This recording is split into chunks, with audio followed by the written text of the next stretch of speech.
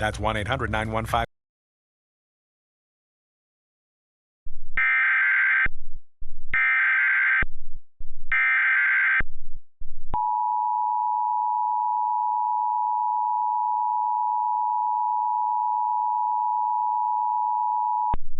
A civil authority has issued a 911 telephone outage emergency for the following counties or areas: Polk, Georgia.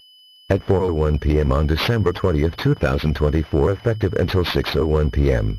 911 service is temporarily unavailable in Polk County.